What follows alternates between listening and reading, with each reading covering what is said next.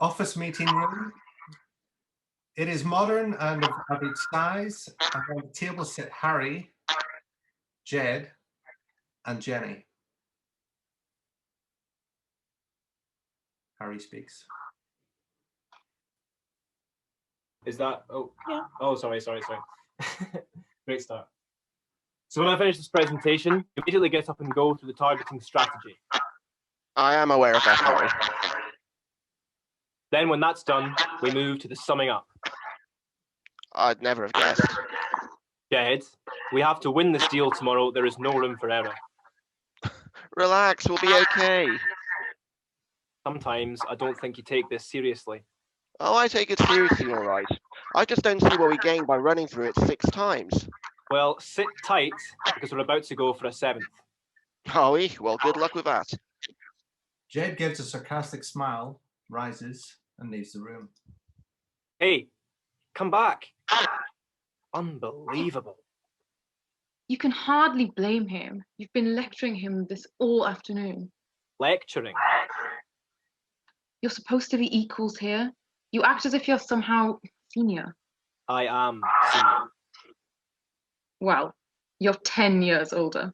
Which means I've been in my job longer, and I'm about to become his boss. You don't know that. Who else could replace Peter? Jed? Oh, please. I'm just saying it is a possibility. Why? Because of the MacArthur project? Not necessarily, but he did come out of it looking good. Which is why I've got to make sure this presentation goes well. You mean you've got to make sure you outshine him? Pretty much. Take my advice. Don't try. Don't try. Presentations are his strength. He's slick, smooth, looks relaxed. Oh, and I'm totally rubbish. No, you're solid enough. And concentrate on being that. Because if you try to beat him at his thing, that's when you'll fail. I tell you, if he screws up tomorrow. Harry pummels one hand with his other fist several times. Don't do that. Only a hand motion. It makes you feel aggressive. Nothing wrong with making people feel just a little scared of you, eh? It'll get you into trouble one day. Harry rises from the chair, so he's almost standing over Jenny. You do realise I have to get Peter's job. Jenny rises too to look Harry in the face. I know you want it. 15 years I've been in this department. Peter's been in his role 30. I miss out now, Jenny, and that's it. Look, I hope you get it. But there's other things in life.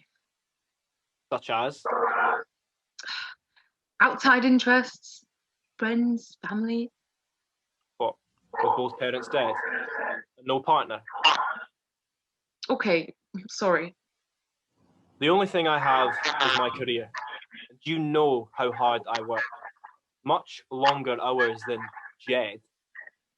That's true. So if he steals this from under my nose. Once again, Harry pummels one hand with his other fist. Jenny sighs as if she has given up trying to reason with him. Office conference room. The room is quite large. At one end, Harry and Jed stand presenting to the room with various charts on a screen behind them. There are about 20 people sitting listening. These include Don, Peter, Graham, Lloyd, and Jenny.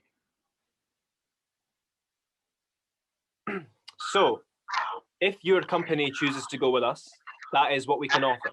A tailor-made package of advertising online that includes our social media targeting program. Devised personally by me, with your specific needs in mind. Well, it was a team effort, but anyway, all of this is geared towards raising brand awareness. Which we believe is best done by raising the profile of the company as a whole. Exactly. We calculate that with our help, you could be increasing sales by 25% in 6 months. And within a year, who knows, 50, 75%. 100%. More. Well, thank you very much. I will, of course, need to have a discussion with my colleagues. But may I say how impressed I am with your insights and your enthusiasm? It is moderately cold A group of around 10 people, including Harry, Jed, Don, Peter, Jenny, and Lloyd, are standing around a table. Peter pops a cork in a bottle of champagne to cheers from everyone Way. and starts to pour it into glasses. Congratulations, boys. You did it. And never a moment of doubt. Well, almost never. I think this calls for a toast for being the dream partnership on this project, Harry and Jed. Harry and Jed. Harry and Jed. Harry and Jed both smile, but also give each other disparaging glances. Peter puts up his hand on Harry's shoulder and pulls him aside from the group. Harry, well done. Thank you, Peter. Let me tell you, I could not have had a better retirement present than this. I'm glad. I remember when you first walked into this office. Must have been 15 years ago now? Yeah, I was 20. And a bit of a rough diamond, I remember. But I saw the potential. Thanks. It was a long journey. It never came natural to you. But you showed determination. You persevered. Yeah, lots of late nights and early starts, eh? Well, they certainly paid off. You did a lot for me. I know. Just gave you a push in the right direction. Still, I don't think I could ever repay you. You already have. Nothing could have delighted me more than seeing how well you did out there today. Thanks, Peter. Now, I'm going to make an early night of it, but you will be there tomorrow. Your retirement party. Wouldn't miss it for the world. See you then. Good night. Good night. Peter leaves, nodding goodbyes to others in the group as he does so. Harry is left with a huge smile on his face. Jenny approaches him. Well, you look like the cat that got the cream. I think I am. Sorry? Peter's job. It's mine. He told you that? Not exactly.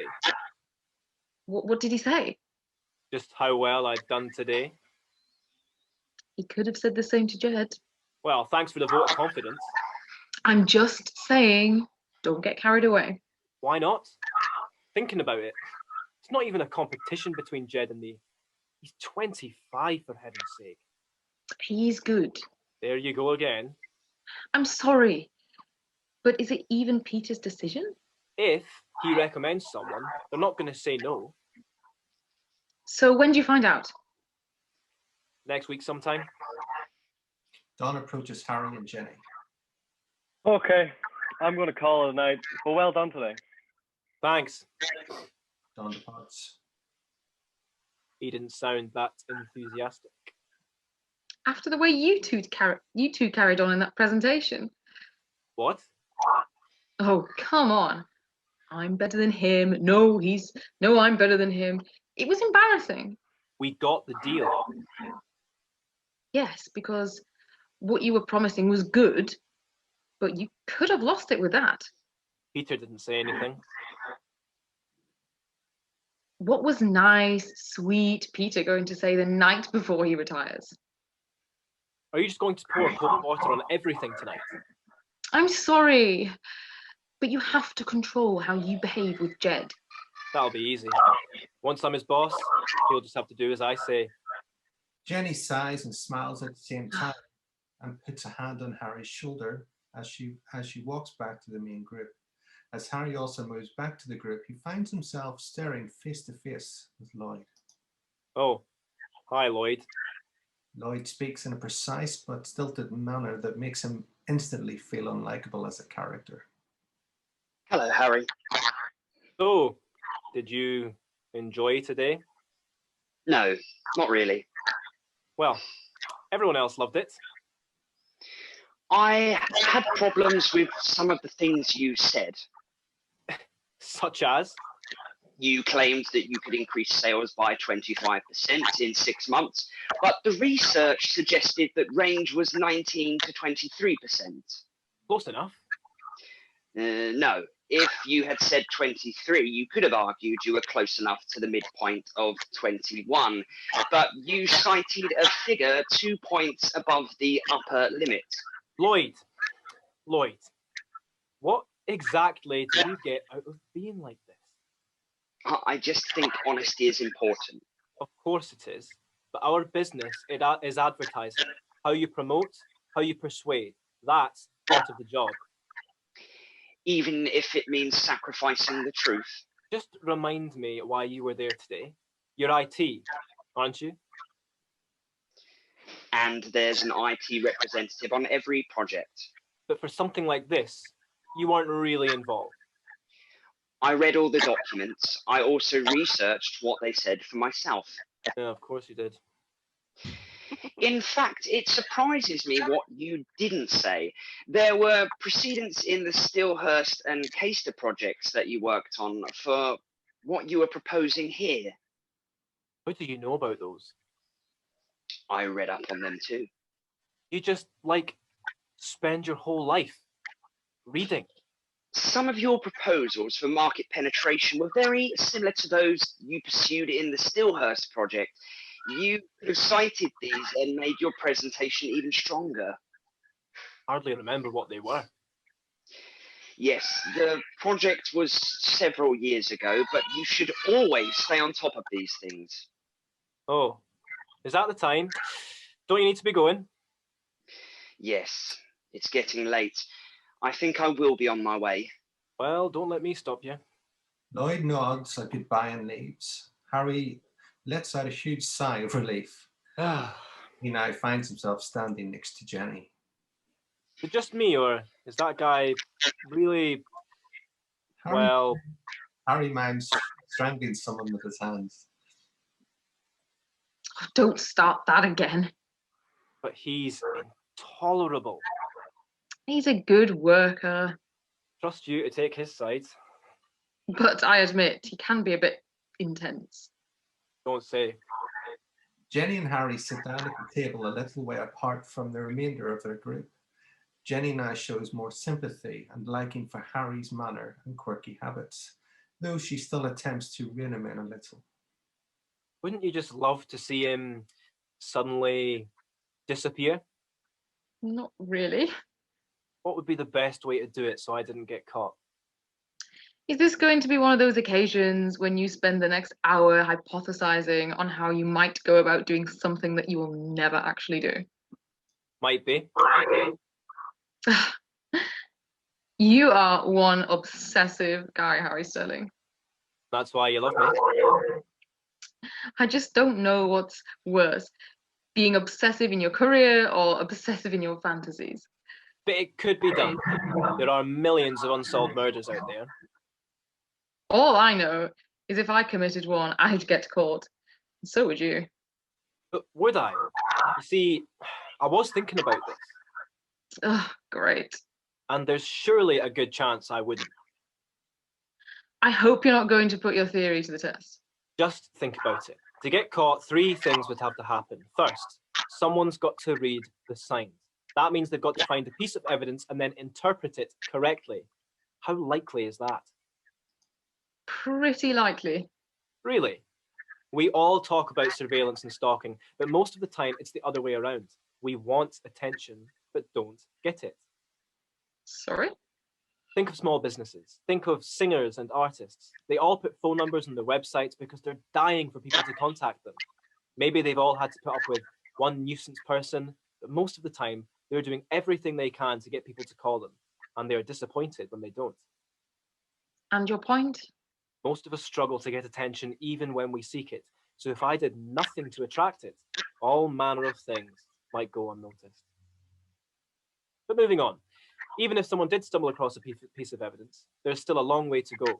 They still have to have a pretty good, they've got to have a pretty good idea of what it signifies to research it further. And they have to deem the chances of success to be worth the effort. Even police forces think like that, let alone the man on the street. Isn't it time we went home? But let's assume someone did try to run with it. What then? There are public figures out there where it's kind of open secret they've done underhand things.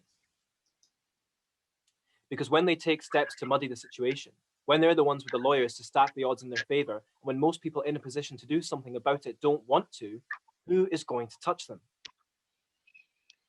Look, what you suggest may be true for fraud or money laundering, but not murder. I think the same principles apply, although I will give you this. If I murdered a person, if there was a piece of evidence to show it, and if someone got hold of that evidence who was determined to prove I was guilty, they would find a way. It's a lot of ifs, but all the same, that's why it's best to catch it at stage 1. Make sure no one ever picks up the scent to start with. Well, thank you so much for your enlightening thoughts. You're welcome. Another drink? Oh, come on, Harry. We've got work tomorrow. Just one more. My husband will start worrying something's happened to me. So call him. End of the night, Harry. Everybody's gone. Jenny gestures to where the rest of the group was. No one is there now. Doesn't mean we have to. What's so bad about your house that you don't want to see it? Nothing. Good. I'll see you tomorrow. Jenny rises from her chair and leaves. Harry rises after her and walks slowly to the door. The door opens and Harry walks into the hallway. He switches lights on and peers into each adjacent room. Each feels cold and empty, as it is totally devoid of people. So bad about your house that you don't want to see it? It is Peter's retirement party, so people including Peter, Don, Harry, Jed, Jenny, and Lloyd are standing around talking in groups with glasses of wine and plates of food. Okay, everyone, can I please have your attention? As you know, we are all for pushing the boat out to mark Peter's retirement, but he said he just wanted a few drinks in this place where he's practically called his home for the past 30 years. Peter, I don't think I could capture in a few words everything you've done for this company. And given the number of superlatives that doing so would inevitably involve, you might be embarrassed if I tried. So, I'm simply going to say to you now, thank you for everything. To Peter. Peter. Peter. Speech. Speech. Okay, just a few words. I know I've given half my life to this organisation, but I can honestly say there is no life I would rather have lived. It's you who makes this company what it is, and one of the delights of this job has been seeing people develop in their roles and thinking that maybe I played just the tiniest part in helping them on their way.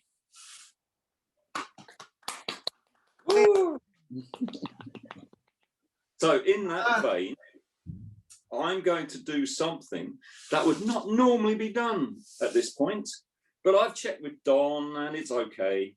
I'm going to name my successor. Whoop, whoop.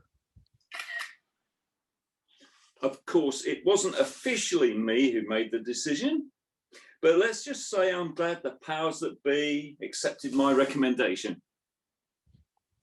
What can I say about this man? He's determined, he works hard, and he thinks smart. It's been a pleasure to work with him and see him develop. So why don't you come and join me? Jed Quattrell. Harry's smile instantly drops from his face. Everyone else applauds, and Jed walks up to Peter. Well, thank you so much. As you know, Peter, I've always looked up to you, and one thing I particularly admire is your impeccable judgment. Harry works his way to ensure he is standing right behind the remainder of the gathered group. Then he runs through the exit behind him. Jenny sees this and goes after him. Stairwell. Are you okay? I can't believe this is happening. It was the MacArthur Project. I know it was. Could have been a factor. Totally betrayed me and claimed it was all his work. No, Harry, you screwed up on that project. He managed to rescue it. Thanks. I'm sorry, but with you, it's always someone else's fault. only my mistake. It was my only mistake in my whole time here. Sure, but take some responsibility for it. Don't attack those trying to help you. Harry looks mortified, his head bowed low. Hey, chin up. In spite of what you think, there will be other opportunities. Not as good as that one.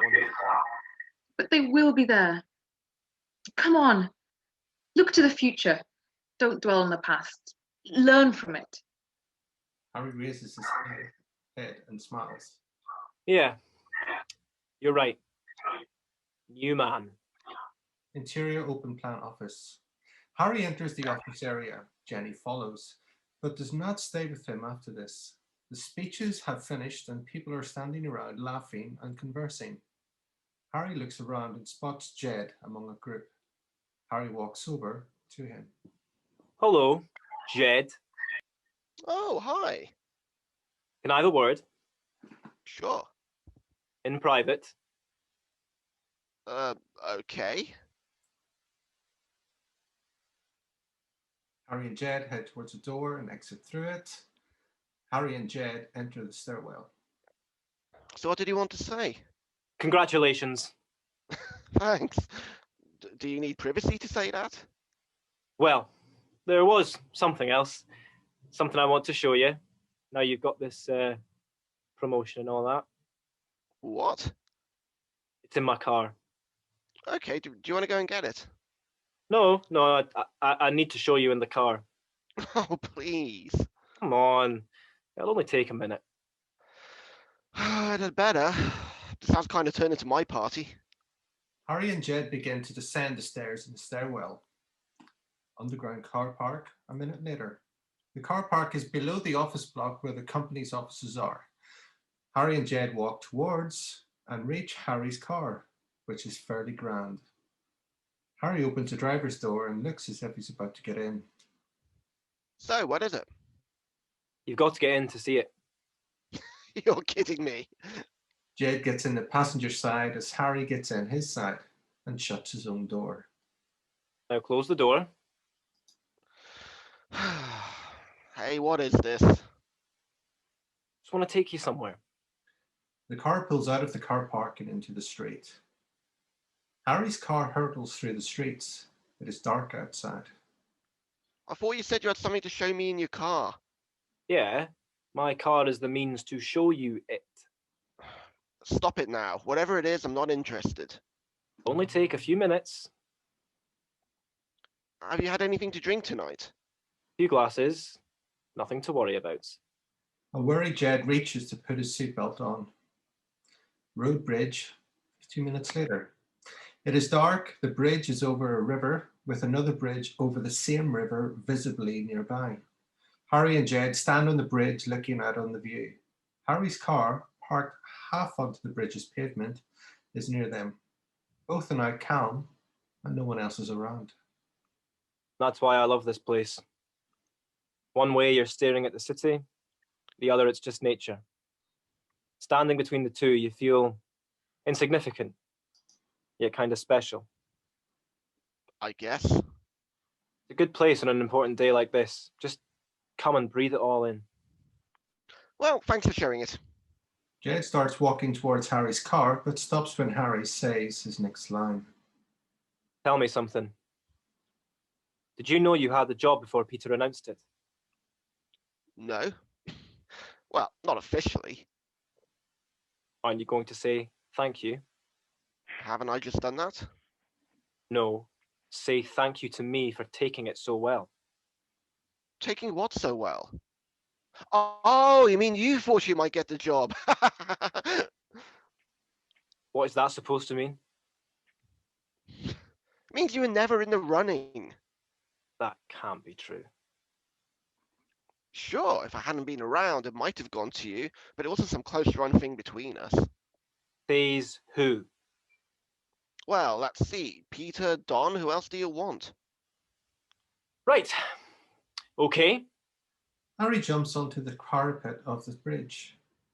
It is fairly wide and can be stood on easily, but it's not something one would normally do. What are you doing? Just putting it behind me, enjoying the view. Are you sure that's all? Why? What else? Oh, you thought I was going to jump. Harry laughed. No way, man. Good. Now let's go. Cool up here. It's kind of like down there, only better. If you say so. Come on, give it a try. It's time to go. It'll only take a second. Jed sighs and climbs on the parapet. So, now we're both here. Let's forget any unpleasantness and shake hands. Harry turns to Jed, looks sincere and offers his hand to shake. Jed looks at Harry, begins to raise his own hand, but suddenly Harry moves his own. He grabs Jed by the collar, so tightly that he grips the whole of the shirt and the body it surrounds. In this way, Harry is able to lift Jed and hold his whole body over the river. Jed scream. After just a few seconds, Harry pulls him back so Jed's feet can just about rest on the edge of the parapet, but Harry's hand remains as firmly around Jed's throat as before. What the hell? No, don't struggle, because if I lose my grip, you fall. What are you doing? I want you to feel petrified, just horrible. Harry holds Jed out again over the river for a few seconds and pulls him in once more so that again his feet are just rest on the edge of the parapet. Harry is still gripping his collar tight. And then I want you to think that nothing's compared with the way I feel right now.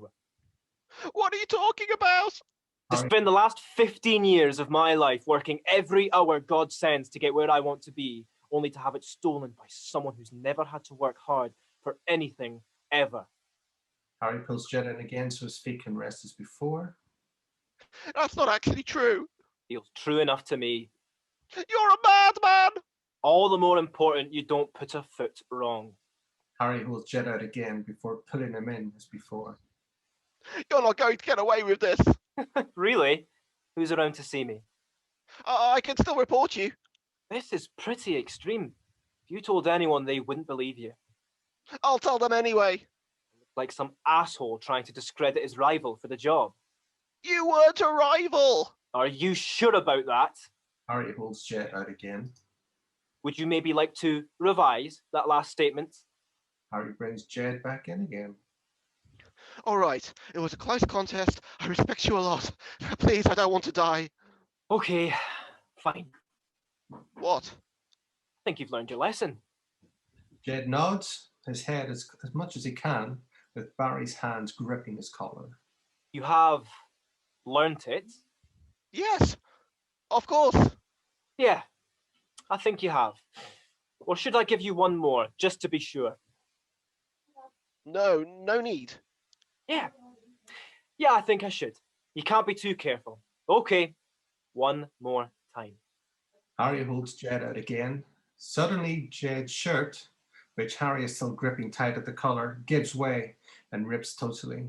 Jed falls into the water below with a scream. Ah! Is left holding just a ripped shirt. Harry stands in a state of disbelief with the shirt in his hand. He then looks down to the water below. Jed? Jed? Harry sees Jed's clearly dead body floating down the river. I only meant to scare you. What did you do? Hit your head on the rocks. Oh man, what did I do to deserve this? Harry looks up and down the bridge. There's no one there. Right. No one around. Water will wash away any fingerprints. Harry pulls a cigarette lighter out of his pocket, sets Jed's shirt alight and drops it over the bridge into the water. Harry looks at his watch. It reads 20:28. Okay. Harry runs towards his car, jumps in, and seconds later it is speeding away. Back in the office, Harry walks into the office from the stairwell. He passes by a large group of people. Hi there. Good to see you. Harry spots Jenny ahead, momentarily standing on her own, and goes up to her. Harry, there you are. Yeah. I am. You've been looking for me. Sort of. Why are you not going home yet? Harry looks at his watch and deliberately shouts it to Jenny as well. Oh, no, you can't be. Look, it's only 8:40. Are you okay? Yeah, I think you gave me some good advice earlier. I'm glad. Well, got to go. Things to do. Right now? Harry disappears into his side office. In Harry's office, Harry enters his office, which is sparsely decorated and features no personal photographs. He shuts the door behind him, sits on his desk, and starts typing on his computer. An email that Harry is creating is visible and is addressed to Jed. Dear Jed, what can I say but congratulations? I imagine you're the youngest person ever to have such a senior role in this organization. No, I'm sure you are the youngest person ever. Dear Jed, congratulations on becoming the youngest person ever to have such a senior role in this organization. 5 minutes later. Dear Jed, obviously, I'll say congratulations to your face, but you seem so surrounded by other people wanting to do the same that I don't know when I'll get the chance. Besides, I want to put it on record that I wish you well. It just feels more substantial than a slap on the back in passing. 5 minutes later, Harry's still typing the email. Goes without saying that you can count on my support as you settle into your new and exciting role. With all of my very best wishes and congratulations once again, Harry. Harry's hand reaches for his mouse. The arrow moves up to the screen to hover over the send button. Harry hesitates for a second, then clicks on the mouse. The email is being sent. Harry stares at the screen for one more second, then leans back and breathes out. By the riverbank, two passers-by walk along the riverbank. They spot something floating towards the shore. They run over and see it is Jed's shirtless dead body. Both look sick, but then one gets his cell phone out to make a call. A few days later, Harry sits behind his desk with a male police officer sitting in front of it. Several people have said they saw you and Mr. Contreau disappear into the stairwell during the party. Yeah, I wanted to say congratulations to him on his new position. Why out there? Oh, he just beaten me to a job. This wasn't some quick, well done. I wanted to say it alone. Show there was no animosity. And was there? Sorry? Was there an animosity between you? Of course not. It's just your colleagues suggest you were very competitive. In everything we did, we fought to win. But we also knew how to lose with grace. Come in. Hi, everything going okay? Yes, thank you. So when you finished your conversation in the stairwell, what happened? I went back to the party. Left him standing there, kind of assuming he'd follow me in when he wanted. So do you know if he came back in or went down the stairs? Haven't a clue. And that was the last time you ever saw him? Sadly, yes. Well, thank you for coming, officer. You've questioned everyone you wanted to here? I think so. Well, if there's anything else, just give me a call. And likewise,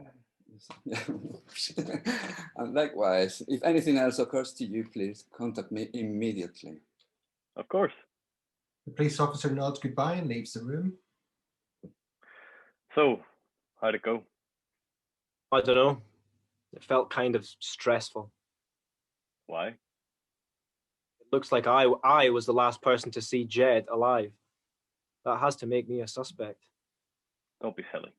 It felt like he suspected me. If he suspected you, you'd have been down to the police station, not having some cozy chat in your office. Cozy. don't worry. Look, Jed's body suggested he'd fallen from a height and hit some rocks. Based on where they found it, it seems he fell from one of the two bridges on the extreme east of the city. You know the ones I mean? Harry shudders, though not noticeably to Don. I think so. So, feeling on a high with his new job, he stood on the parapet of, say, the Belmont Bridge, thinking he was king of the world and lost his footing. You know that. No, because there's no cameras on that bridge. But it seems the most likely explanation. Why he went there is less clear. But in the heat of success and a big party, maybe he wanted somewhere to reflect. That's certainly possible. But in any case, you're not a suspect. You're sure about that? Think about it. When they found the body the next day from the state and everything, they worked out he probably died around 9 o'clock that night. Well, you were here then? Yeah, I know I was. So does everyone else. Someone specifically remembers you mentioning it was 8:40. Really? Well, the police have done all they can here. I doubt you'll see them again. Just try and get it out of your head. Easier said than done. I know. It's awful what happened to Jed. Just 25. Immensely talented. Absolutely terrible. But no point worrying about it. Well, you can't change. Thanks for moving into Peter's job, by the way. Not the circumstances under which you'd wanted, I know, but how's it going? Pretty tough, to be honest. Kind of doing 3 jobs. Peter's, Jed's, and mine. Sorry. We would have asked Peter to stay on, but he's already on his cruise. It's okay.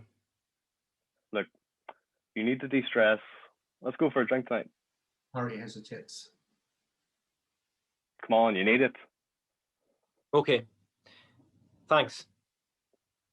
Well, I've got a meeting now, but let's meet in the Tiger at 6, and we'll see where the evening takes us. That'd be good. No problem. Now, is there anything else I can help you with? There is one thing. It'd be great to have access to Jed's emails and folders, you know, so I can see what he was working on. I've just had a word with IT about that. Well, Oh, well- sorry, I don't know if you could hear me. Well, technically the rules are very strict, but I've suggested under the circumstances they might be interpreted more liberally. Anyway, they think they'd send someone over as soon as they could. Who? Whoever's available.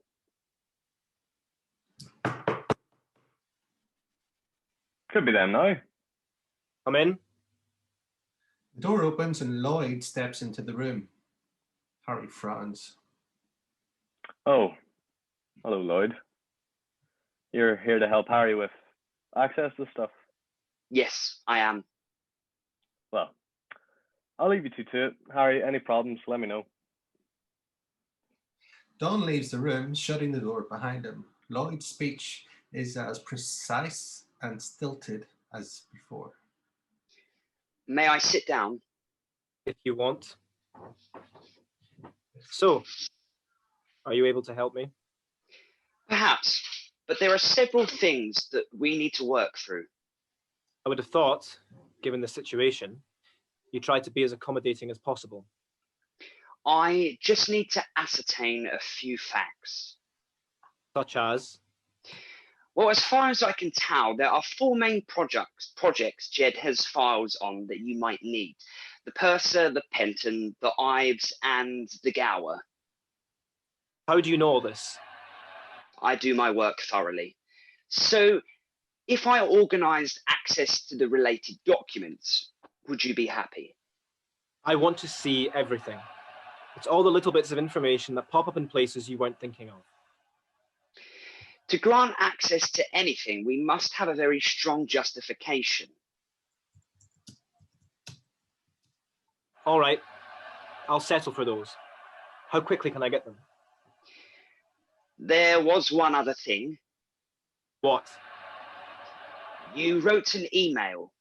I often write emails. I mean to Jed. Yes, I'm sure I wrote a few to him over the years. on the night he died. I think you'll find I didn't know it was that. It was that when I sent it. Of course. How could any of us have known? Exactly. So what's your point? It just seems an odd email to send. How do you even know I sent it? I was looking to see what we might transfer. So you're allowed to see everything. Special clearance comes with my job. Yes, it was a very strange email. In what way? Well, why send a message in the middle of the party? You did read it. Yes. Then you'll know I wanted to put my congratulations on record. But why write, obviously I'll say congratulations to your face, but you seem so surrounded by other people wanting to do the same, that I don't know when I'll get the chance. Because it was true? But you'd already spoken to him in the stairwell. How do you know that? Everybody in the office knows that.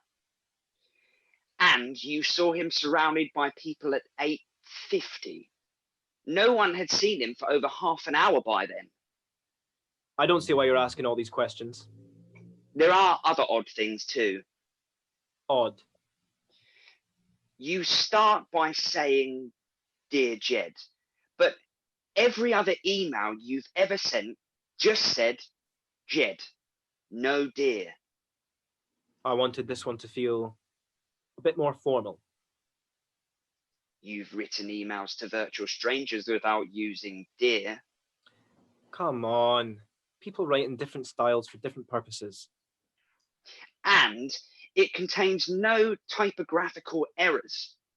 That's unusual for your emails. Less than 10% seem to. Have you been going through Jed's messages or mine? Both. Why? I am obliged to be thorough. Well, congratulations for fulfilling your obligation to perfection. It just seems strange. Okay, so returning to getting access to Jed's other stuff. I thought we had agreed what you could have. Is there anyone else in IT I can talk to? They will tell you the same as me. That's not what I asked. Okay, let's put it this way. How many people in your department have access to Jed's files? 4. And who are they? What are you trying to do? Get rid of this email? I couldn't give a stuff about that email. The real question is, why do you? I merely seek the truth. Always. Well, if I find anything out, I'll be sure to let you know. Now, I'm a busy man, so if you don't mind, good day. Good day, Harry. I'm sure we shall speak again soon. Oh, great. Lloyd leaves, shutting the door behind him. Harry puts his head on the desk in despair. Later in the early evening, it is quite a tasteful and sophisticated bar. Harry sits at the bar alone in his smart work suit, and with nearly an empty drink, he looks at his watch. It reads 18:20. Harry gets out his cell phone and makes a call. He gets voicemail. Oh, hello, this is Don Webster. I'm afraid I can't take your call right now, but... Harry sighs and ends the call. An extremely attractive woman, reasonably glamorously dressed, walks up to the bar. The closest barman walks up to her. What can I get you, madam? White wine, please. Barman walks away to get it. The attractive woman turns to Harry and sees he is looking distressed. Are you okay? Sorry? Are you all right? Yeah, fine. You don't look it. I'm just waiting for someone. Well, until she comes, do you want to join me? It's a he. Yeah, thanks. No problem. I'm Clarissa, by the way. Hi, Harry. Barman places the white wine down in front of the attractive woman. Can I get you anything, sir? Just another... Yeah, he'll have a Harvey Wallbanger with an extra twist. Harry looks a bit startled. Come on, I've got to cheer you up. Clarissa smiles at Harry, and he feels inspired to smile back. Several hours later, Harry and Clarissa are sitting at a table. There is a bottle of wine as well as shots in front of them. Both are poised over a shot ready to drink. Okay, 1, 2, 3. Both knock back their shots. Both collapse, laughing afterwards. I have got to hand it to you. You know how to make a guy lighten up. Oh, looks like you needed it. What's the time? About 11? Harry picks up his phone and looks at it. I have no idea what happens to the person I was supposed to meet. Another drink? Sure. I tell you what, my hotel room's just around the corner, and there's loads in the fridge. Why don't we head there? Sure. This is just for a drink. Of course. Well, we can see when we get there. Clarissa smiles and Harry smiles back. Both get up and walk towards the door. Harry stumbles, implying he was more drunk than he thought. Clarissa raises an eyebrow at this and laughs. Late in the evening, it is fairly grand and has a double bed. Harry and Clarissa sit at the table with glasses of champagne. Clarissa pours Harry, who is drunk but not explicitly showing he is, another glass. They are in the middle of a conversation. I live in the city anyway, but I'm staying here for a few days for this fashion show. See? I knew you were a model. Thanks, but I'm in the events management side. So what were you doing in the bar tonight? Just popped in for a drink after work. Didn't fancy spending an evening here on my own. Clarissa puts a hand on Harry's shoulder as if to say, thanks for keeping me company. And when I saw you looking so miserable, I had to say something. Thanks. Plenty of people wouldn't have. That's just me. You do what you can to help. I thought everyone in the fashion industry was totally ruthless. Not everyone. I'm pretty low down the food chain, but it's never easy to get anywhere without support. You see, I was orphaned in my teens. Me too. Harry gazes momentarily into Clarissa's eyes. You're very kind. Harry bursts into tears. Hey, what's up? Nothing. Doesn't sound like it. Clarissa pours more champagne into Harry's glass and puts her arm around him. You can tell me. Harry looks at her, wanting to trust her. Thing is, I can't. It doesn't matter what you say. I won't tell a soul. Come on. You can tell me anything. You can tell me anything. Harry gazes into Clarissa's eyes, and any remaining resistance to telling her disappears. Well, recently a work colleague and I were in competition for a promotion. He got it, and yeah, I was pretty upset. Anyway, after we both found out, I took him to this bridge. Suddenly, Harry's face appears to snap out of his drunken stupor as he realizes it is not a good idea to divulge that he killed Jed. Sorry, I shouldn't be burdening you with all this. No, you just let it all out. He hesitates. So, come on, what happened? He stays silent. Can't just leave it there. I'm going to be imagining all sorts of things now. Well, the reason I took him to this bridge was to try and be gentlemanly about it. Make sure that in a beautiful spot and in a calm and collected way, I said, congratulations. Of course, you're a nice guy. I'm not sure many people would agree. Who cares about them? Well, go on. The trouble is, he was on a high and he climbed on the bridge's parapet and started running around, shouting he was king of the world and stuff. Flashback to the road bridge. It is not a true flashback as the scene reveals what Harry now describes, rather than what really happened. Jed is running up and down on the parapet, looking happy and shouting. In his excitement, he tears off his shirt. Harry is on the pavement below, reaching out his arm to Jed, and desperately trying to persuade him to come down. Like dancing out of control. I begged him to come down, but he wouldn't listen. And then suddenly slipped and went over the edge. As Jed slips and falls into the river, Harry rushes to look over the side. He stares with his mouth wide open. That's terrible. He hit his head on the rocks on the riverbed. At least, That's what they looked like when they found the body. Well, I can see why you're upset, but it wasn't your fault. Trouble is, the police might think it was, Why wouldn't they believe that you told them? because I haven't. Sorry? I panicked. They knew I was the last person to see him before people saw us disappear into a stairwell together. Not thinking straight, I said we then went to our separate ways. So if the police find out now we were on the bridge together, they might think the worst. I'm sure if you just told them the truth. Look, he's dead. I wish you weren't, but nothing's going to change that. So what's the point in risking getting into trouble if it's not going to bring him back? Okay, that I do understand. So what have the police done? Informally questioned me. Is that all? So what's the problem? Straight after the event, I headed back to the office and wrote this guy an email. Why? I was worried I'd be a suspect, so I wanted to prove I was in the office. They could always trace the computer it came from.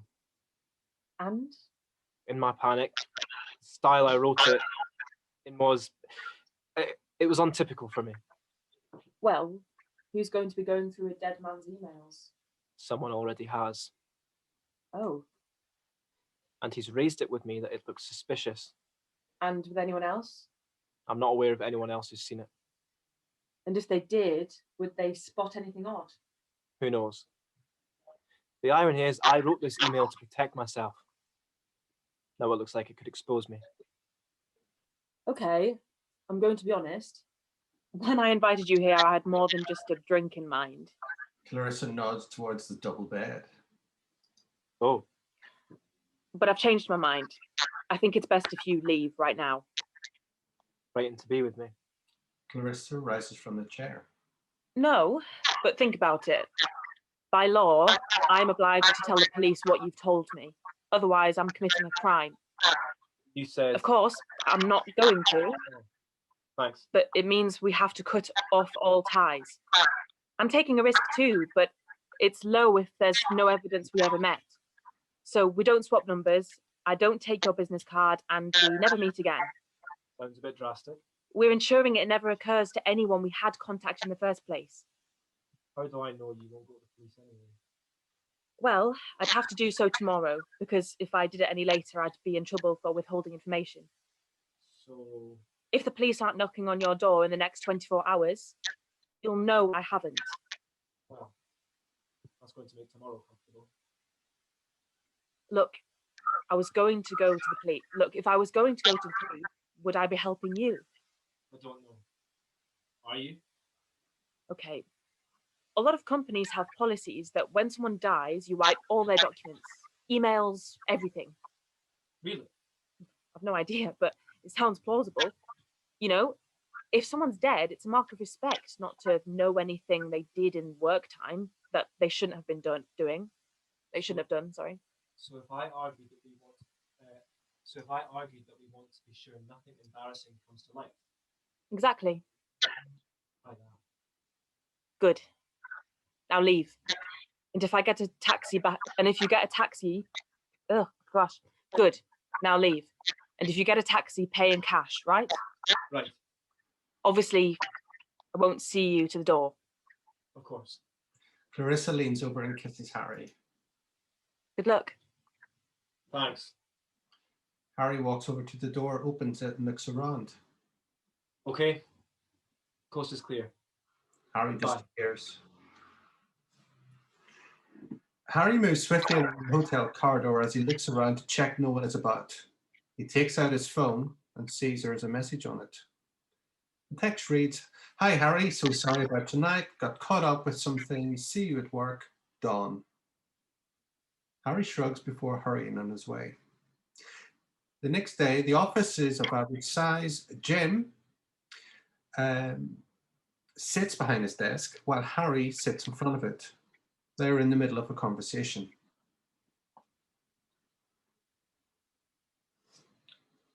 Jim? Josh. Josh. Josh? You're on mute. Sorry, guys, I didn't realise I was Jim at Jim as well. So you want me to wipe off all of Jed's files and emails off the face of the earth? Pretty much. And could you please explain why? I've been looking at other companies' policies, and a lot do it as standard when someone dies.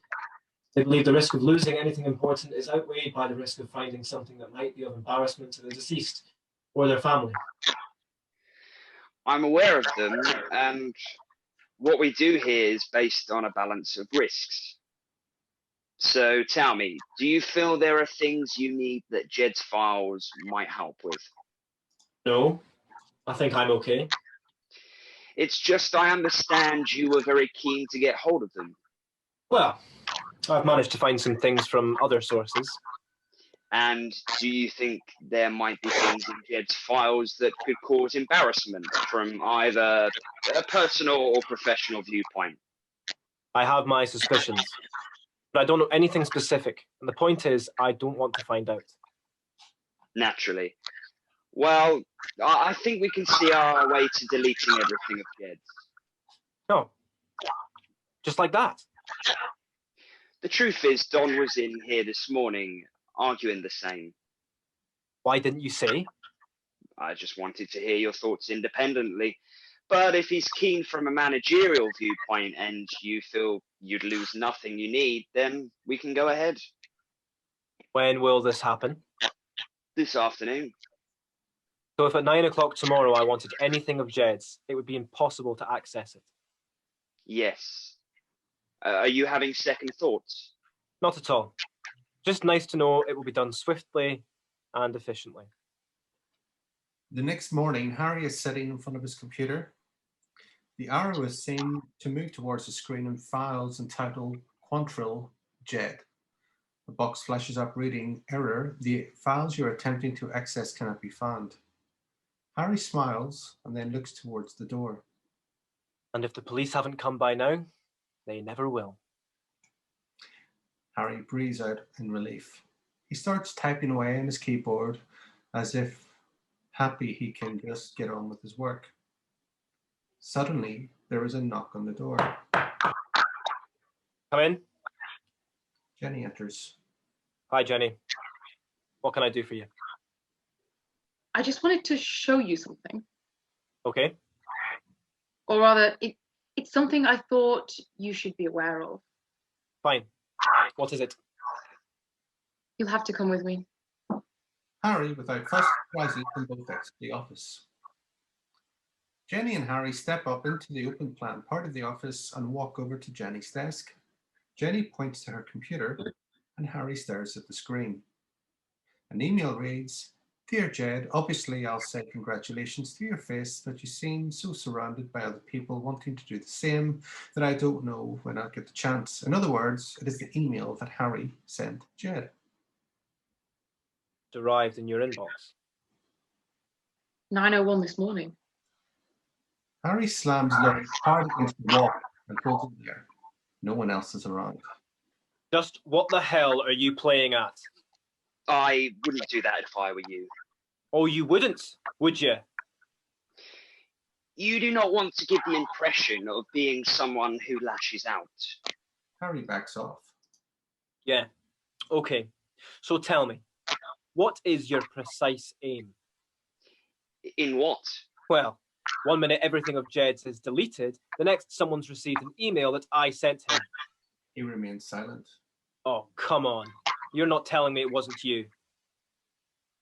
Not at all. That email went to 2 people today. Tomorrow, those 2 emails will each automatically forward to another address. So there'll be 4 out there. And the next day, they will all forward again, so there will be 8, then 16, and then 32. Yeah, I get it. But why? I would like you to come clean on why you sent that email. There's nothing to come clean on. Well, as the days go by, more people will read it. Isn't fair. I didn't do anything, but the more people see it, the more someone might think I did. Only because it was such a strange email for you to write. All right. How much? Sorry? How much for this to stop? I don't understand. $500? Oh, please. 1,000? Why are you insulting me? All right. 5,000.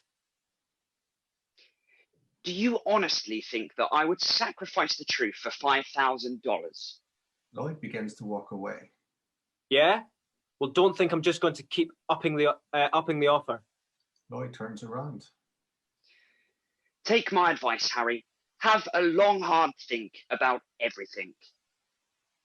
And while you're at it, take another look at the Ives project predictions.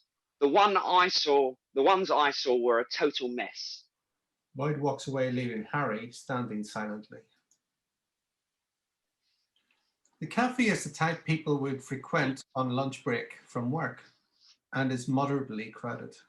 Harry sits at a table with Jenny. So 8 people will have received it. And how many have mentioned that they've got it? Me? Just you. So it's not exactly shaking the world. What are they saying behind my back? Maybe nothing. People get hundreds of emails a day. Who's going to dwell on something not obviously relevant to them? Email to a deadline. You don't think that'll make them sit up? The surprise is it appearing in their inbox at all? There's nothing actually in it of interest. Lloyd thought it was interesting. Well, not everyone's like Lloyd. You are sure it was him who set up this forwarding device? Yeah, he told me. What, just like that? Well, Come on.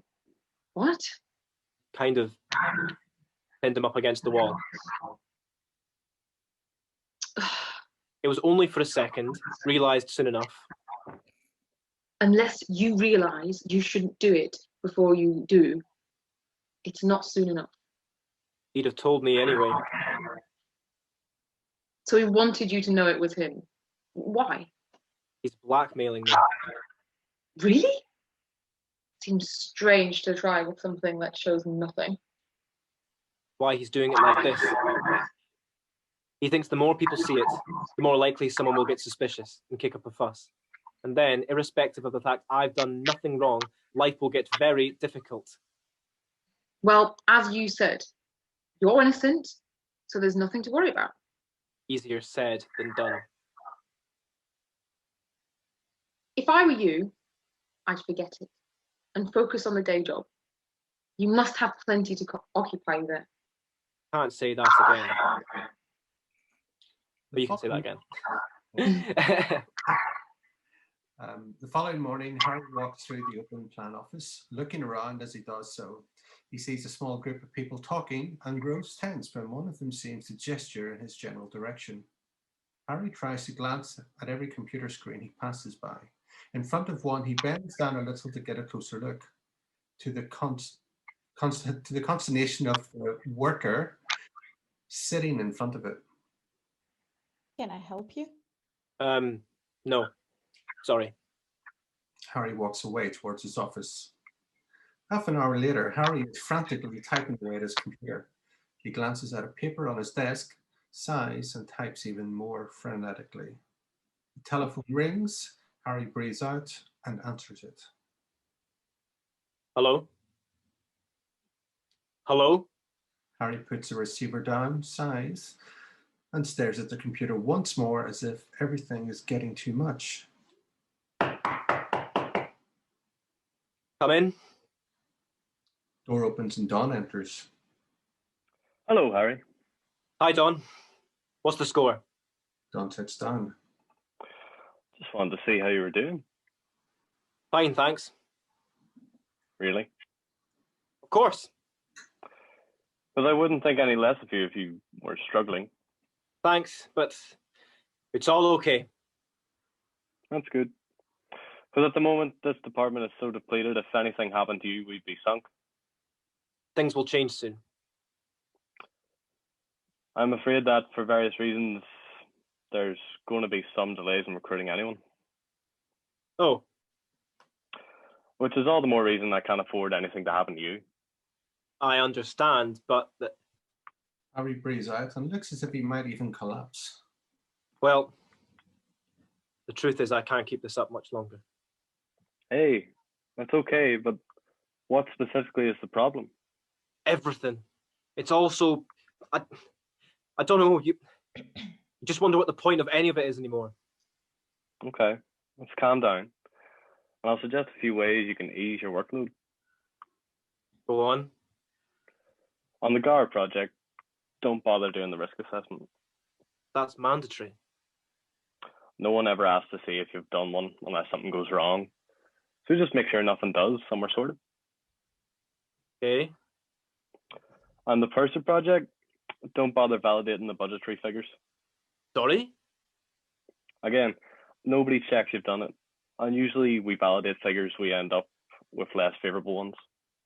Not really the point. But what is the point in putting yourself to work to get a less good outcome? Don't look so startled. Cutting corners is part of our business. Don't tell me you've never done it. Did Peter do things like this? Don't know. What do you mean? Well, if you have to take certain steps to survive, it's usually a good idea if you don't know about them. Why are you telling me to do these? Just making one or two suggestions. You can work the rest out for yourself. All right, we'll leave it there for now. Don opens the door and exits. After he does so, Vicky pops her head in around and opens the door. Hi, Harry. Hi, Vicky. What can I do for you? Well, it's a funny one, really, but I received this today in my inbox. Vicky hands Harry a piece of paper. Harry takes it. It is a printout of the email Harry sent to Jed. I don't know why I should have it, and I don't really care. But I thought I should let you know. Just some technical glitch. IT are in the process of fixing. But thanks.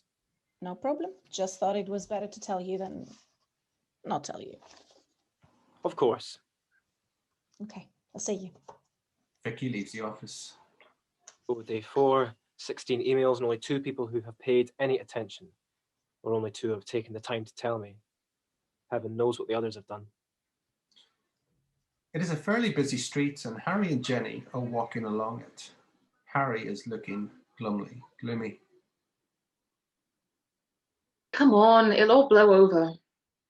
Not just that. The whole job. I can understand it's stressful at the moment. More than that. What do you mean? It's Don. He's kind of encouraging me to cut corners. Oh, Is that all? well, it's kind of how the company survives. How do you know? I don't really. I'm too junior. But if you've had any shady practices divulged to you, it shows you've hit the big time. Was Peter involved in this kind of thing? He was just the naive old school who saw every regulation as health and safety gone mad. Meaning? I think he broke a lot of rules without seeing he was doing anything wrong. And the company just let him. Look, I don't really know anything. It's only what I've worked out, reading between the lines. Well, how come I've been blamed for all this? You were always a good fit for them. You worked hard, were generally thorough. But if speed was of the essence, you skirted around the edges. They applied no pressure, just left you to work the way you did. I know I'm no saint, but some of the things Don's suggesting shock even me. Why didn't you tell me this before I took the job? The way you were so determined to get it, I didn't dare. Harry's phone rings and he answers it. Harry Sterling. Hello, stranger. Sorry? Who's this? Clarissa. Harry suddenly stops in the street where he is and silently indicates to Jenny to carry on walking, which she does. Well, aren't you going to say thank you? Of course, but what for? Well, I don't think anyone official's been troubling you. Oh yeah, well, thanks. So why are you ringing now? Just wondered if you wanted to meet up. Instead, It's okay. We're out of the danger zone now. you think so? Well, do you want to meet or not? Yeah, I do. Very much so. Later that evening in the Taggart bar, it is the same bar as Harry first met Clarissa in. Harry and Clarissa are sitting at a table with drinks in front of them. How did you get my number? There's always a way. You were adamant we should have no contact. When there's danger, you give a simple message. Doesn't mean you can't revise it later. So why do you think the danger is over? Why do you think it isn't? That email I was telling you about, it's kind of doing the rounds. You did persuade them to Wipe everything. Come on, a sweet talker like you. Well, I thought everything was gone, and this email popped up in two people's inboxes. It's doubled every day since. Do you know how? Local IT set it all up. If it was decided to delete everything, he's gone against that. What can I do? I can't go to IT or my boss because they want to know why I'm worried. You can say you're innocent, but concerned this email will make people talk. What if raising it with someone inspires them to take a closer look at it? If it carries on getting out there, someone will anyway. Look, I'm stuck between a rock and a hard place. Looks like you've got to get the guy who's behind it. How? I've already offered him $5,000 to stop. And you're sure it's money he's after? Has to be. He said that? Well, no. Then don't assume. Why don't you sit down with him, play nice, find out what his agenda is? You might be surprised what you find. That stinking, slimy arsehole. Sounds like your best chance. Yes, you're right. Come on. I can see beneath that big, bullish exterior. There's a sweet, thoughtful guy trying to get out. No one's ever said that to me before. Yeah. Well, I see the things other people don't. Harry walks through the office, again glancing around as he does so. Fearing anyone he sees talking is talking about him. Harry approaches Lloyd, who is working at his desk. Neither word, please. The last word you had with me. Harry mimes Harry pinning him against the wall. Don't worry, I'll behave. All right. What do you have to say? Not here. In private. I don't trust you in private. All right. The park over the road, by the entrance. 1 o'clock? I'll be there. In the park 1 hour later, it is a fairly large and not particularly crowded with people. Harry sits on a bench by the entrance. He looks at his watch. It says 13:15. Lloyd enters the park and approaches Harry. You're late. I had work to finish. Many people were depending on it. Now, do you think you are more important than that? Of course not. So what do you want to talk about? You know what. Look, if enough people see that email, one of them is going to start getting suspicious. So what if they do? Police might get involved again. What if they don't believe my story? Why wouldn't they? Could it be because you always seem so aggressive? I am not aggressive. Really? Okay, let's get this straight. As things stand, you have said nothing to the police about this email. No. Or Dawn? No. Anyone at all in the office? Not a soul. Okay. $10,000 and the email stop. Final offer. Sorry. Well, it's clear you're turning the screw to get something from me. And you think that I want to take $10,000 of your money. Why would you even offer me that sum? Call it a goodwill gesture. You have no goodwill towards me. Well, what will it take you to stop? Come clean on why you sent that email. This little conversation didn't go to plan. So what happens now? The emails keep doubling until everyone in the office has received one. Why just in the office? Sorry? I said they would double every day. Nothing about them remaining internal. Harry's jaw drops. Lloyd gazes out towards the bench, not at Harry. By the way, I see that you haven't validated the budgetary figures for the Purser project. I'd get on to that if I were you. Harry's jaw drops even more. 10 minutes later, in the office block, returning from the park, Harry walks into the office block's foyer, which is moderately busy. He sees Dawn approaching from the direction. Ah, Harry, glad I've seen you. What's up? You know next Monday is Jed's memorial service? Of course. And I'll be there. Well, it's a bit more than that. What do you mean? I've been liaising with his family and they, well, his wife in particular, are keen for you to lead one of the tributes. Why?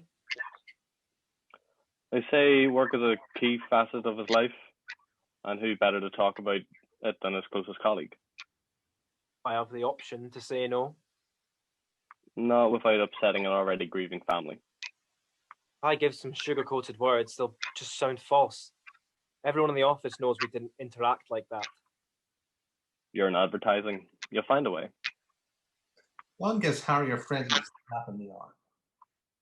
In church, it's large and packed with people attending Jed's memorial service, including Dawn, Jenny, Lloyd, Jim, and Vicky. The service is in process, and Harry stands at the front. He is in the middle of addressing the congregation.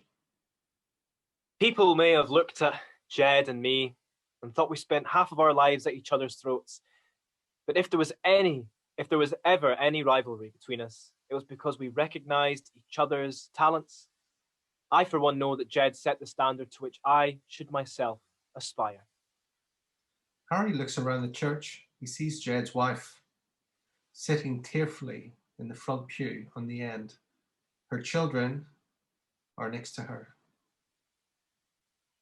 Behind the facades you saw, we both felt a great warmth. And when I think of Jed now, I feel sorrow that such a fantastic guy should have been taken from us, but also joy at the many happy memories that he's left me with. Jed's wife visibly moved, wiped a tear from her eye. An hour later, the hall is large and Jed's wake is being held in it. People, including Dawn, Jenny, Lloyd, Jim, and Vicky, are standing around conversing with plates of food and glasses. Harry stands on his own, looking awkward. Suddenly, Jed's wife approaches with her two children. Mr. Sterling? Please, call me Harry. Okay, Harry. I just wanted to say how much your words meant to me. Losing my husband was the worst thing that could have happened to me. But to hear how much he was loved, Glad I could be of some comfort. I'm so glad your boss suggested you speak. Oh, well... It was obvious, really, to ask who his closest colleague is. But it just hadn't occurred to me. Hasn't occurred to you? I guess all the shock I meant, I wasn't really thinking. Well, Don's always full of good ideas. Oh yes, he's a lovely man. Suddenly, Jed's wife bursts into tears, and the children look as if they're about to do the same. Harry looks both uncomfortable and moved. I'm sorry. Oh, sorry. There's nothing to apologize for. It's just that he was the best husband and the best father anyone could wish for, and well, we just miss him so much. Only natural. And not knowing what happened to him makes it worse. Did he really lose his footing, or was it suicide? Oh no, not suicide. Not Jed. I know it seems unlikely, but he was doing so well, but was he unhappy and he could not tell me? Harry stares into Jed's wife's eyes. I know for certain he loved his life, and that he loved you very much. You're a good man. But if you heard anything at all about that night, you would tell me. Everything I know I've already told the police. But if you suddenly remembered something, anything. I am not a vengeful person. But if someone else was involved, I would like them to come forward. To take some show some responsibility for the children that will grow up without a father. That's not too much to ask, is it? No, of course not. Oh, Harry, Jed was so lucky to have a friend like you. Harry and Clarissa sit at the table with drinks in front of them. So the service went well. I guess so. I don't feel like anyone's looking at me and thinking, well, you know what, anymore. Do you think they ever were? No, not now. That's all that matters. Good attitude. Look, I know your colleague's death was awful, and maybe it will take some time yet, but this should be the start of putting the whole thing behind you. Yeah. Look, you've been good to me. Would you be interested in going away for the weekend sometime? Absolutely. Oh, wow. I didn't think it'd be as easy as that. No, I'd really love to see you more. Obviously, I'd book separate rooms. You have to. Well, so when would be good? Let's see. Well, it can't be this weekend. The next one's also tied up. And the two after that. I can wait, but let's fix a date before you get any more booked up. Yeah, I can't be committing to anything more than a month in advance right now. Too many things coming up. Oh. But we'll do it at some point. Yeah, sure. Anyway, I've got to go. Work's pretty full on at the moment. Clarissa gets up from a chair. So when are we going to see each other again? I don't know. Give me a call sometime. See ya. Clarissa gives Harry a peck in the cheek and swiftly leaves. Harry is left looking perturbed at Clarissa's could sound so enthusiastic and then seemingly so dismissive. Harry walks into the office looking thoughtful. However, as he does so, he sees groups of people crowded around computers talking, and as he walks past them, people look and whisper. This time, clearly, they are not just doing so in his imagination. Harry walks into his office. He enters his office, leaving the door ajar, with a perturbed expression on his face. He sits down in front of his computer and sees the email he sent to Jed in front of him on it. Jenny enters. You know then, Know what? everyone in the office has it now. Well, if they were doubling every day, it was only a matter of time.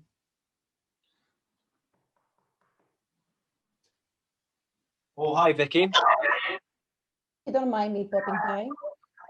Of course not.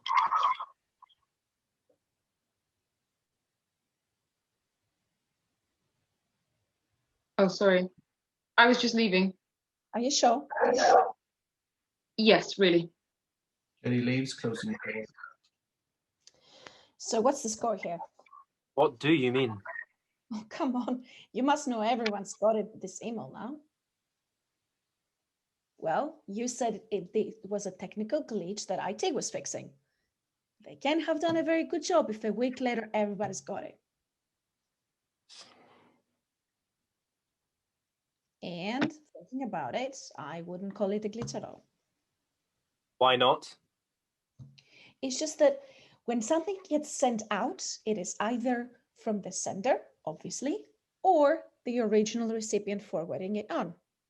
Well, it could not have been the recipient. Of course not. And clearly it wasn't from you. Well, no. Which means it was for someone else. Now, that doesn't suggest a technical glitch, but a person acting deliberately. The question here is, what point are they trying to make? None, because a congratulatory email suggests nothing. It puts the spotlight back on Jed's death. So me sending that email proves I did him over. I don't believe that for a second. Oh, I'm pleased to hear it. Not after your speech at his memorial service. There was some genuine respect between you two. I mean, before you did suspect me. I'm just saying a few people have been speculating that you had something to do with it, to do with his death, and that this email was sent as a cover. Why are none of them saying it to me? You know how people are like, gossip behind your back, never say to your face. Why are they even thinking it's a cover? Their style and stuff. I must admit, it seemed odd to me that you started with dear when no email you've ever sent me has. On hearing this, Harry swallows hard and shakes, but does his best to hide it. Well, anyway, I guess I ought to get back to work. Vicky rises and leaves the room, shutting the door behind her. Gone way too far. Time to get out. Harry picks up his telephone and dials a number. In Geraldine's office, it's of average size and reasonably plush. Geraldine sits behind her desk. Her telephone rings and she answers it. Hello, Geraldine Crumb? Geraldine, how's it going? Sorry, who is this? Harry. Harry Sterling? Oh, hi, Harry. What can I do for you? Well, you know you've always said I should come and work for you. Yeah, and you always said, why work for such a small concern when you're already in with the biggest? Did I say that? Not in so many words. Okay, maybe I've been a bit brash in the past, but I've been doing a lot of thinking, and size isn't everything. There's a lot to be said for a company ethos where I could make the biggest difference. If you say so. Sorry, Geraldine. The way you've always spoken, I thought you'd bitten off my hand when I offered my services. Well, how about you come in for a chat? Sure. Tomorrow, after work? That way, if it doesn't work out, your current employer will never know you were even thinking of leaving. That's very considerate. You're welcome. See you then. Harry See ya. Harry puts down the phone. There is a perturbed expression on his face. The following day, Geraldine sits behind her desk and Harry is in front of it. I guess I could offer you a position in the secondary team with the standard starting salary. Come on, Geraldine. You always said you wanted me to head a team. There's no vacancies at the moment. Why offer me something right at the bottom? Nothing else available. Really? Look, if you don't want me, you can just say so. It's not that You don't. It's not that I don't want you. It's more What? I don't think I should say. You're refusing me a job you've always promised me. I have the right to know why. I received this email. Head back before recovering. Go on. It was sent from you to Jed Contrail, and I worked out it was sent the night he died. And? It's odd. Why would he come to me and why now? I know this email has been doing the rounds and I agree it's strange, but that's no reason not to give me a job. It's just that some people here think it implies something deeper. You've been showing it to them. No, several of them received it too. All been talking about him. That's how things go. Why should a congratulatory email to someone who then happened to die have any effect on you employing me? Because people are whispering, and that makes me nervous. And why offer me anything at all? The truth is, I didn't want to, but I thought if I bury you deep enough inside the company to start with, maybe this will blow over and then... Tell you what, don't bother. Oh, Harry, I didn't mean it that way. No, you've made it clear enough. My apologies if I put you in any kind of difficult situation. Harry gets up and leaves the office. The next day, Harry strides up to Lloyd's desk, where he is sitting working. All right. My office now. I don't understand. I think you do. All right, I will come. Harry gets up. A minute later, Harry sits behind his desk and Lloyd is in front of it. Okay. $50,000. Sorry. I don't know what your aim is, but you won't say no to that sum in return for these emails stopping now. People have already seen them. The emails go no further. Maybe they won't take any more notice. But I want them to. Why? You wrote an email whose tone and content seemed suspicious. That to me suggested that you had something to do with Jed's death. It proves nothing of the sort. You're right, it proves nothing. So how about getting further evidence? Well, doors I thought would be open to me turned out to be closed. What do you mean? I mean, I had to employ other tactics. Such as? Raising the profile of the issue, making enough people aware of the strangeness that one of them with better access to information than me pursued the case. Why ensure it only went to a few at a time? I was hoping the threat of someone pursuing it would be enough to see you own up. How can I own up if I didn't do anything? Look, I want you to own up yourself because they'll go easy on you. How very thoughtful. I want you to be held to account for anything you did, but I do not want you to suffer more than you have to. Why are you so determined to see me suffer at all? Because I seek the truth. If you had anything to do with Jed's death, you owe it to him and his family to come clean. Well, I am categorically telling you that I had nothing to do with Jed falling from the Leighton Bridge. So what do you do now? I go straight to the police. Sorry? But you said... Everyone has been saying he fell from the Belmont Bridge. Everyone? That's what people said they got from Don. Now, I've not heard a single person mention the Leighton. They are next to each other. It could have been either. Lloyd simply Well, said to Harry. sorry. Well, if me mentioning a different bridge is the smoking gun you're going to take to the police, good luck. Unlike the Belmont Bridge, the Leighton has a camera on it. Does it? Just the one, but it should have the whole sweep of the bridge. You are one fountain of knowledge on things nobody cares about. I think the police will. He stares at Harry once more. I will go to them at midday tomorrow, and I will suggest them to check the footage from the camera. I cannot leave it any longer, but even that will give you the chance to confess anything you wish first. That's supposed to worry me. I can tell you no, I won't be going to the police because I've nothing to confess. And that means you're going to look pretty stupid when you tell them to examine footage that shows nothing. If it shows Jed was on his own, then we'll know. I'd say that was worth doing. Lloyd leaves the office, shutting the door behind him. Harry grasps the edge of the table with both hands as he grits his teeth and starts shaking visibly.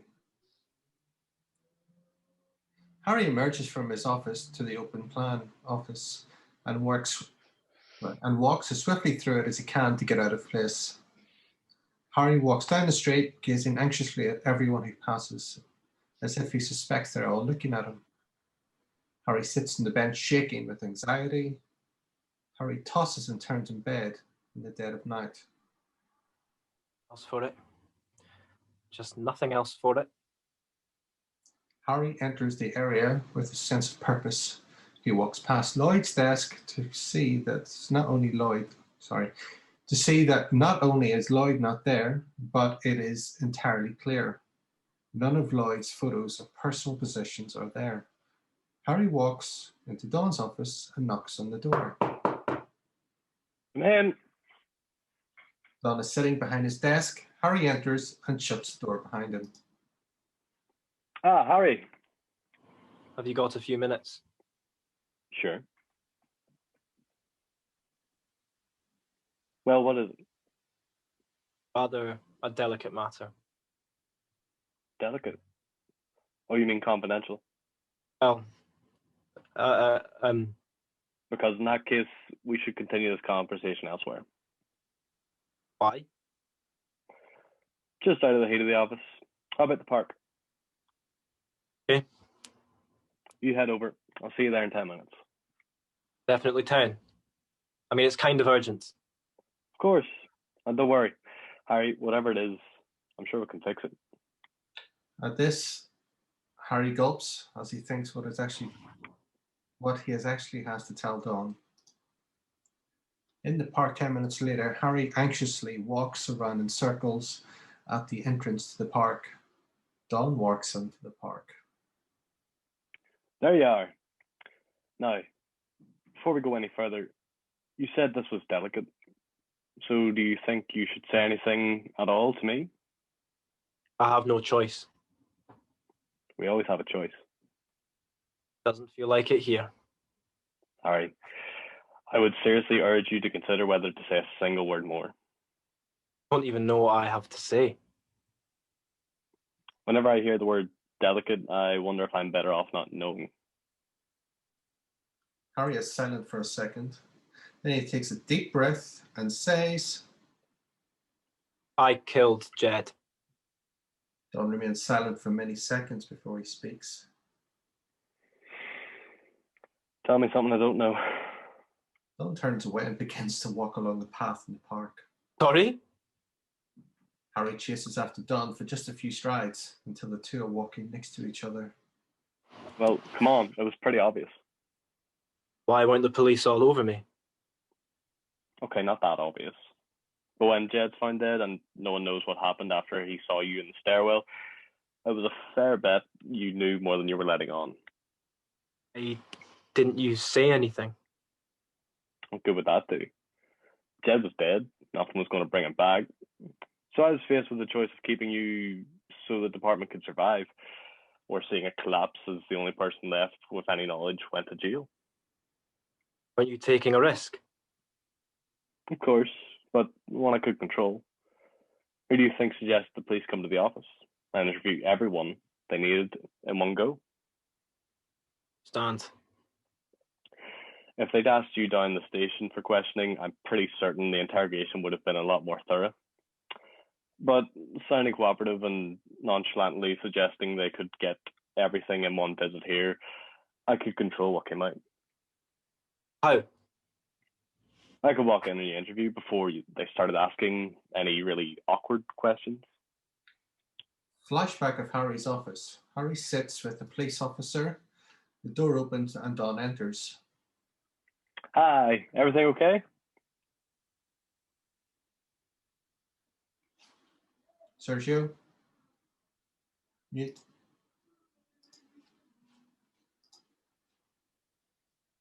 I was muted, sorry. Yes, thank you. Back to the scene. But just late enough to persuade them that you got all you to give. Oh. And I invented the narrative that Jed lost his footing while standing on the parapet and suddenly fed it to the police. They went for it. It's all in how you suggest things. I led them to believe he fell from the Belmont Bridge because I knew there was no cameras there. They have checked the latent footage anyway. You'd have thought so, but if you lead them enough, it's amazing what you can get away with. The police pointed out that Jed's car had remained at home the whole time, but believe me when I said he often likes to ride a bus out to places.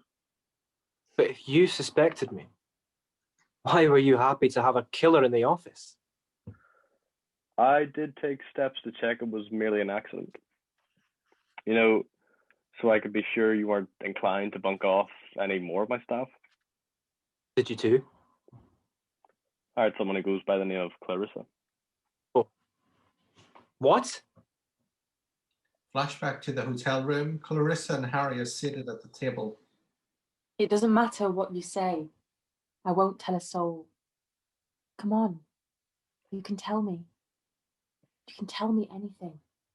Back to the scene. No offense, but you honestly think such an attractive 25-year-old would be cracking onto you of her own accord? Should have hit me how she was all over me until she had what she wanted, and then... It was on my very own orders that she thought that she got you drunk. And got you to divulge everything. Or nearly everything. Yep. Even in drunken stupor, something kicked in and I didn't actually say I'd killed him. But her job is to read between the lines. And she came out thinking you'd done more than you said, but that it was an accident and you were genuinely sorry. And that's why when I asked IT if they'd wiped Jed's files, they said you'd already suggested it. Yeah, because she just reported back. He looks despondent. Why so gloomy? You're in the clear. I really thought Clarissa liked me. It's her job to give you that impression. But if this is true, why did she contact me again? Because I'd just spoken to you. And I feared you were so stressed that you might decide to declare it all. She needed to keep you happy enough to make you realize what you'd be losing. So if you know, does that mean everyone in the office does? Hard to say. You know this email that's been going around? Oh, yeah. At first, it was easy to quash any ideas people might have of your involvement. How? No. Don't tell me. Don raises an eyebrow on hearing this. I was talking to Jed's wife after the memorial service. She said it was you who suggested I speak at it. Best way to dispel any rumors. No one's going to expect the killer to put his head above the parapet. You put me in that position knowing what you knew. Just to call me a genius. Harry is hungry. But now everyone's seen that email. And not just in this office. And? Well, I'd guess 20% never read it. Another 30 took no notice when they did. I may have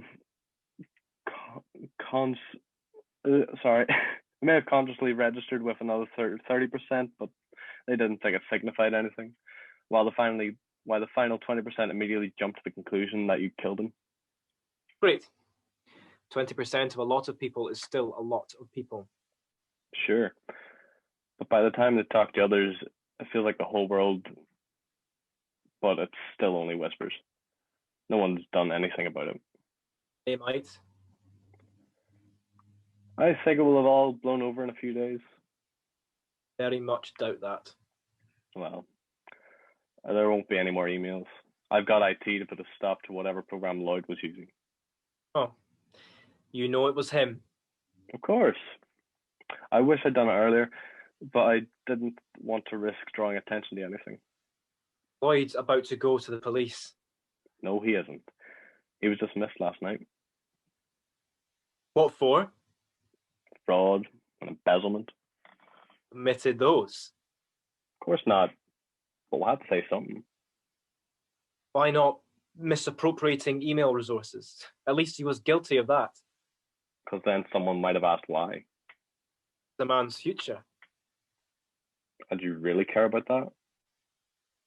Well, yeah. I think I do. Enough to risking spending half your life in jail? Exactly. It's not as if you even liked him. Hardly the point. And anyway, he'll still go to the police. Not after what we've put on his file. If he did, we just show it with sour grapes on his part. He suggests that they check out certain footage. Surely they will. So it was the Lighton Bridge. Yes. Well, thanks to me, everybody has it in their minds that it had to be the Belmont. Lloyd can suggest they inspect the Lighton camera, but even that requires time and effort. Effort that the police will not be putting in on the word of someone quite so discredited. Feels as if the whole system is set up so I don't get caught. And you're complaining? Lloyd's future, if you've put things on his file, that's permanent. It means he'll never work again. Come on. He was a pain in the neck. Slowed us down in so many projects. Having to do everything by the book. Sacked him for being thorough.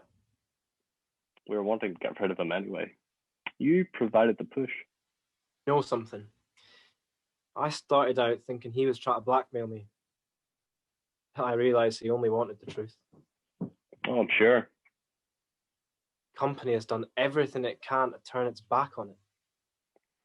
What else could I do? He'd been making a nuisance of himself for weeks. How? Well, I discovered he was trying to obtain footage of the car park that night. You know, see if your car was left at any point. Thank goodness security told me before doing anything. So you'd seen it and knew that it had? No, I never looked. Thanks to me, it never occurred to the police to ask. And it doesn't pay to know more than you have to. Which is why I was desperate for you not to tell me what you just have. Oh. But we're out here. No one's recording us. If anyone asks, we're discussing a few sensitive details about the Fenton project. This really about protecting me? Or your corrupt organization? Don stops walking, prompting Harry to do the same, and stares into Harry's face. We're no better or worse than anyone else, Harry. That's business. That's how everyone does it. Oh, sure. Don't be so sanctimonious. If you'd really wanted to pay for your crime, you've gone straight to the police. But you didn't. You came to me. You wanted me to protect you, and congratulations, I have. Come on. It wasn't a sense of justice that drove you to confess. It was a fear of getting caught.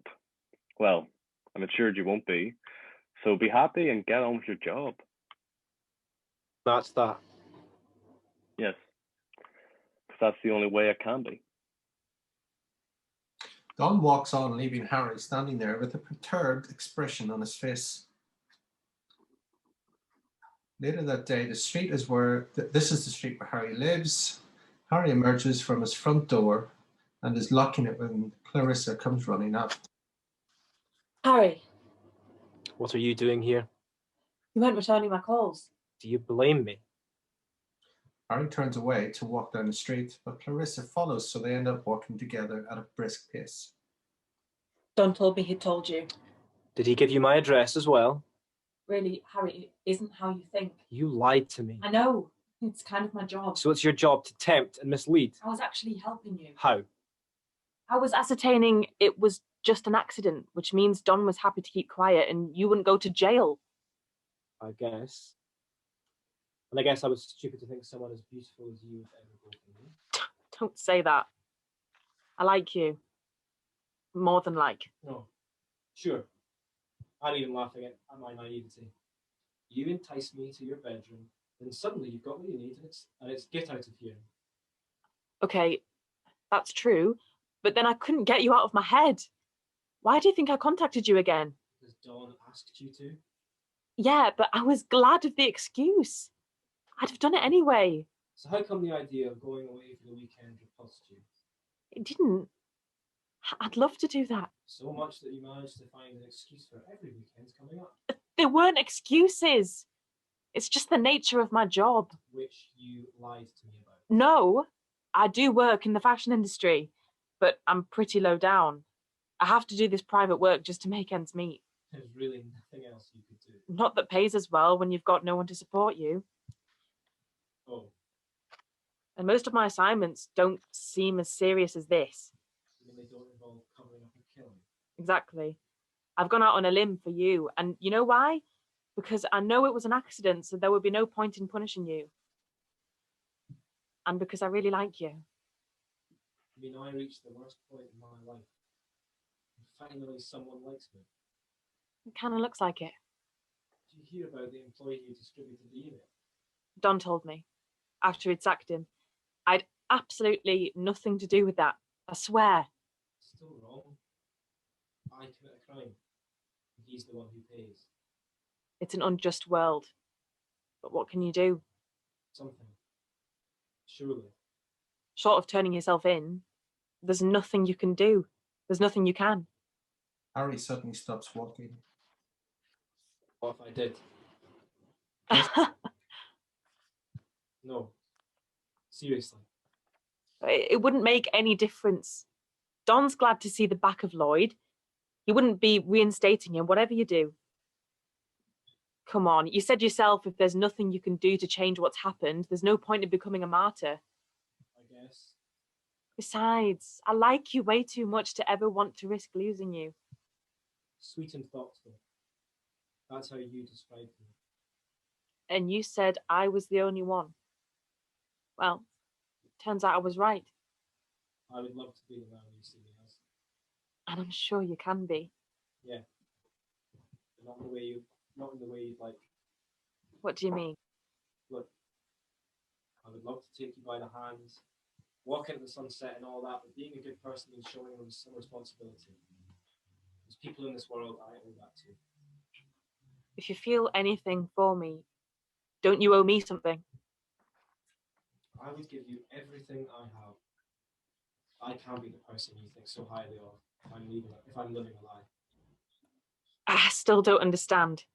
You say you really like me. Yes. But what if I went away for, I don't know, 8, 10 years? Would you wait? Sorry? No, you wouldn't. And I couldn't expect you to. So please go and live your life. Forget about me. I don't want to forget. Then promise me this. Just suppose I walked back into your life after 10 years, and you happen to be single with no attachments.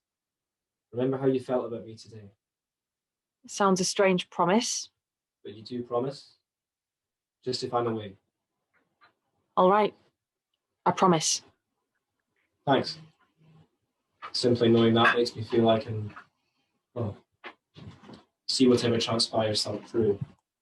Harry smiles at Clarissa, who looks confused but also sympathetic towards him. Don is sitting behind his desk.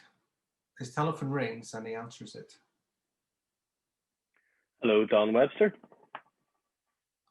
Harry stands in front of the brick wall and is on his cell phone. Hello, Don. Harry, is that you? Where are you? Outside the police station. What are you doing there? Just turning myself in. What? No. No, Harry, you're not. Yes, I am. Stay exactly where you are. I'll have a driver pick you up. We can talk through this. No, my mind is made up. Are you mad? Not really. Jed's death was an accident, so with a good lawyer and behaving myself inside, I could be out in 8 years. You could never prove it was an accident. I think the footage from the Leighton Bridge will. They'll have to look at it now. But why go to prison at all? Sometimes you've just got to do the right thing. Can I meet with you? I don't want to have this conversation on the phone. No need to have it at all. No, don't hang up. Look, what you're doing, it has no point. I'm not going to be taking Lloyd back. See, that's where you're wrong. If you reinstate him immediately and wipe his file clean, when I confess, I'll leave you out of it. If you don't, and I will check in 48 hours, I'll tell him you knew all along. Very generous.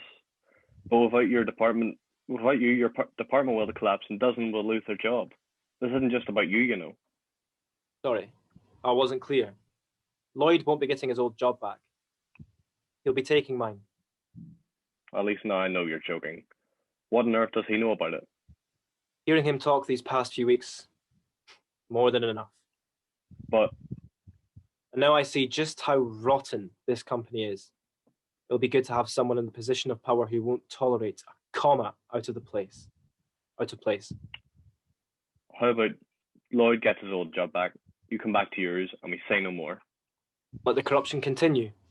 Besides, I owe it to Jed's family to tell the truth. Well, I think that's all that needs to be said. See you at some point. No, Harry, stop. Harry ends a call. Harry. Harry looks up at the brick building which has a police station sign above its door. He walks in a few steps over to Clarissa, who is standing nearby, and the pair hug. As they separate again, tears are running down both of their cheeks. But they nod at each other as if to suggest they can accept what needs to be done. Harry gazes up at the police station sign, gives a faint smile, and walks to the front door and enters the building. The end.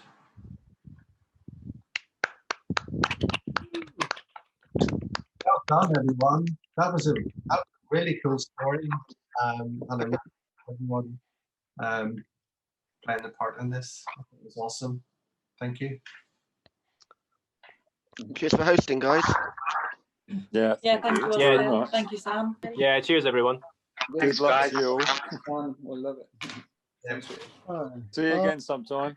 Well, can I just say first of all, thank you to everybody. That was amazing.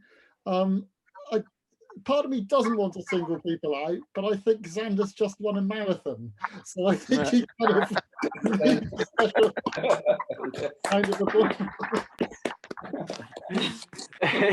Thanks, guys. The interaction between Xander and Hannah in those scenes was just absolutely magnificent. Can I please say thank you to all of you, to Oscar for organising and hosting. Can I check, is everyone on Facebook? Yeah. Chris, I looked up your profile. Have we got a mutual friend, Gabriella Swallow, or is it the right Chris McCann? There could be more than one on Facebook. I'm not sure. It could be another Chris McCann. I mean, I guess it's not the most unusual name in the world for Facebook, at least. This is true. Probably not as common as mine. But, anyway, I'll send out Facebook invites and chats and things. But I do please ask for the honesty. I don't want to just be flattered. It's not necessary. You can say exactly what you think, as I say little things as much as big things. I'm going to cut off at any second. Hold on, 5 minutes or something. Yeah. So just like that, on the Facebook group, with the page where this was advertised, by all means, feedback, answer the questions. It's a good way to keep everything contained in one area. Oh, right. Actually, can I ask that? Sorry, I've set up a group which I was going to email out or message everyone about, and you're saying you don't want that. That's fine. No, because everyone has liked, everyone who liked the event and the Eventbrite that I created on the Talent App group, but this is advertised. It's a good place where people can keep going back and forward to, instead of lots of different adverts and lots of different posts. It's just a suggestion. Right. Okay. So, you're suggesting I shouldn't send out this group and have everyone comment? Well, yeah, it'll just complicate things, I think. Okay. Okay. So I won't. So please just go to the thing and put it there. That's fine. Absolutely fine. Okay. Can I just give you my mobile in case anyone does want to ring me? I don't particularly want to put that on Facebook, but it's 07771 592 848. You've got my email as well. It's just if people prefer phone rather than email or Facebook. That's the only reason. Amazing. So it's a beautiful day outside. I don't want to take up any more time. I'm going to edit these episodes together and I'll send it out. And then it's something that, if anybody wants it, sent out, obviously. But just and thank you for taking the time again. I am looking. I'm trying to organize like a camera and drone operator class. So I'm getting people who to make movies and commercials. So if anybody's interested in that, let me know. Or if you have any other suggestions, if you have something that you want to discuss or that you want to hold, I think it'd be great to get some people together just to really share our skill sets and interests. So yeah, all right. Thanks very much. Cool. Thanks everyone. Cheers, guys. Nice meeting you all. Catch you later. Facebook in a bit. Have a good Sunday. Bye.